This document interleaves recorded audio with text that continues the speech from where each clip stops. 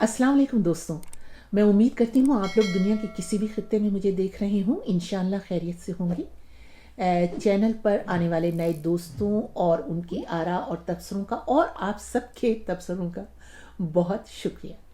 दोस्तों, आप लोगों ने शायद ये शेर कभी सुना हो कि किताबी ज़िंदगी के चंद बाब ऐसे भी होते हैं जो मरकर भी ना उठें, कुछ नकाब ऐसे भी होते हैं। लेकिन मैं आप लोगों को इस वक्त अपनी किताबी ज़िंदगी का एक अहम बाब सुनाने वाली हूँ, और ये ऐसा बाब नहीं कि जिस पर से नकाब नहीं उठनी चाहिए। ये उन लम्हात के बारे में है जहाँ से मेरी नशियात की ज़िंदगी का आगाज़ हुआ। और ये किस्सा कुछ यूं है कि जब मैं सरगोदा के कॉलेज से ग्रेजुएशन यानी बीए करने के बाद पंजाब यूनिवर्सिटी लाहौर में मास्टर्स की डिग्री हासिल करने के लिए लाहौर तक का सफ़र कर रही थी, तो बस कुछ यूं था जैसे हवाओं में उड़ रही थी। अगर सच कहूँ तो वो शहर जहाँ मेरा बचपन और लड़कपन गुजरा, उसे छोड़ते हुए मुझे बिल्कुल कोई दुख या कोई अफसोस नहीं था, क्योंकि एक तारीखी शहर की कदीम यूनिवर्सिटी में पढ़ना भी कोई मामूली बात नहीं बल्कि एक एजाज़ की बात थी। उस ज़माने में भला कितनी लड़कियां मेरी तरह खुशकिस्मत होंगी।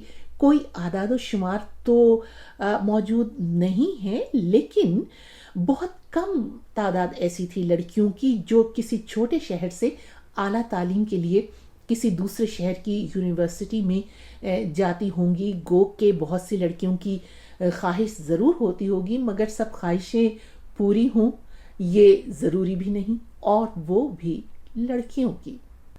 उजले उजले सवेरे, रक्स करती हुई हवाएं, सुरमई शामें, तितलियों के ताक़ुब में मुस्तक़बिल के ख्वाब बुनती हुई मेरी बेचैन आंखें। मुझे यूं लगता है कि जैसे वो मेरी ज़िंदगी का बिल्कुल कोई ख्वाबनाक दौर था। पंजाब यूनिवर्सिटी का शोबे अंग्रेज़ी अदब यूनिवर्सिटी के पुराने कैंपस यानी शहर के वस्त में सुर्ख ईंटों से बनी हुई पुरानी इमारत में वाक़ था। इस डिपार्टमेंट की एक जानिब गवर्नमेंट कॉलेज, एक जानिब शोबे उर्दू अदब यानी ओरिएंटल कॉलेज और लॉ कॉलेज, एक जानिब शहर का मशहूर अनारकली बाजार और चंद कदम दूर अजायब घर था। क्या एक तरह से इल्मी माहौल था, क्या शब रोज़ थे। एक तरक्की करता हुआ खुला डुला लाहौर था। तलबा और तालिबान आपस में बहस मुबाहिसा करते हुए नज़र आते थे, तो कभी लाइब्रेरी में खामोशी से पढ़ते हुए नज़र आते थे।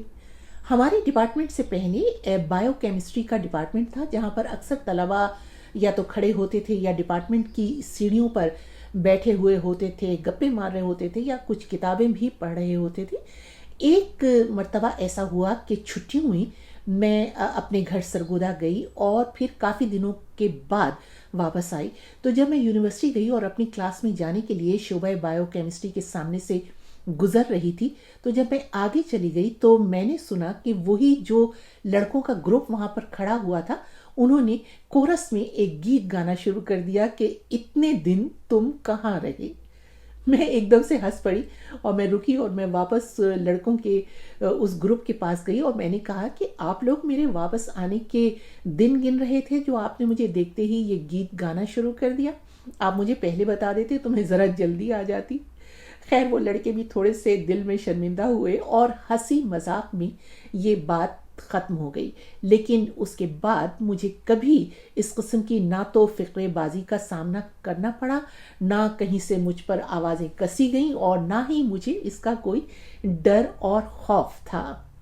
मगर यूं निडर होने का शऊर और एतमाद मेरे वालिदैन ने मुझे दिया था।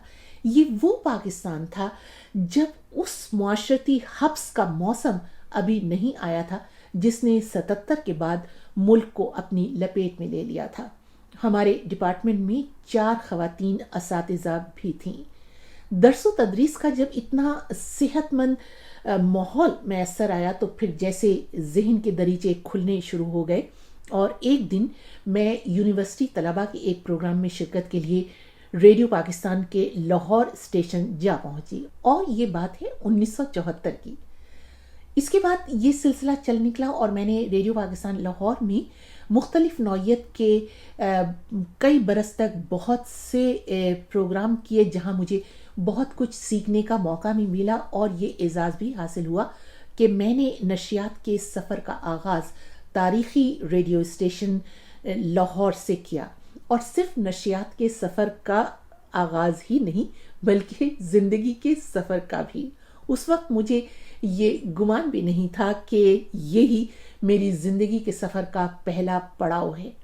یہیں پروگراموں کے دوران میری ملاقات میری زندگی کے ہم سفر صفدر خمادانی سے ہوئی۔ ریڈیو اسٹیشن سے کچھ ہی فاصلے پر پاکستان ٹیلی ویژن کی عمارت تھی اور مجھے اکثر فنکار اور صداکار دونوں جگہوں پر آتے جاتے اور کام کرتے نظر آتے تھے۔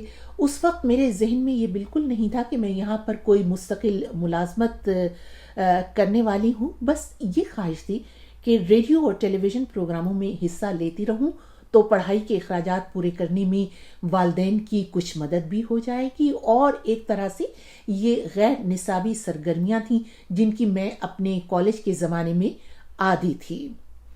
نشریات کی سحر انگیز وادیوں سے سفر کرتے ہوئے پاکستان ٹیلی ویژن کے نیوز اینکر بننے تک کی روداد ذرا طویل ہے، لہٰذا یہ کہانی پھر صحیح۔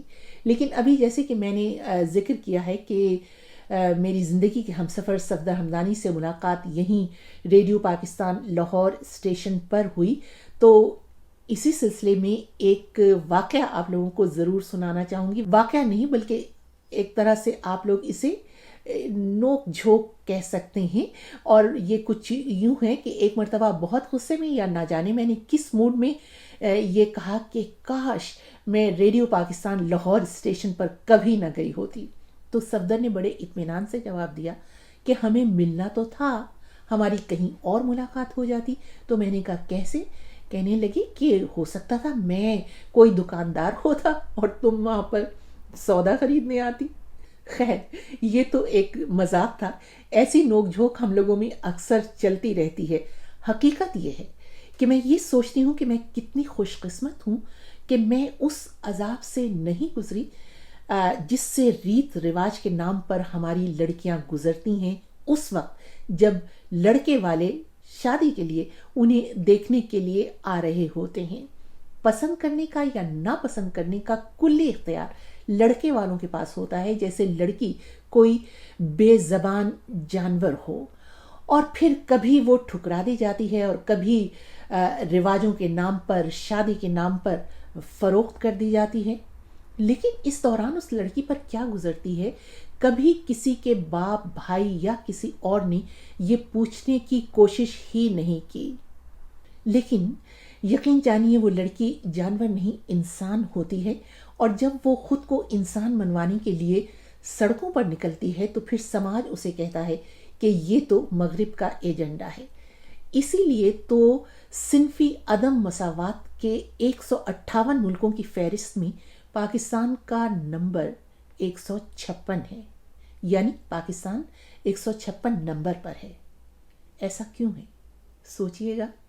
بس آج یہیں تک، اور مجھے خوشی ہوگی کہ آپ پورا کالم سننے کے بعد اس پر تبصرہ کریں اور اپنی رائے دیں۔ مجھے انتظار رہے گا۔ خدا حافظ۔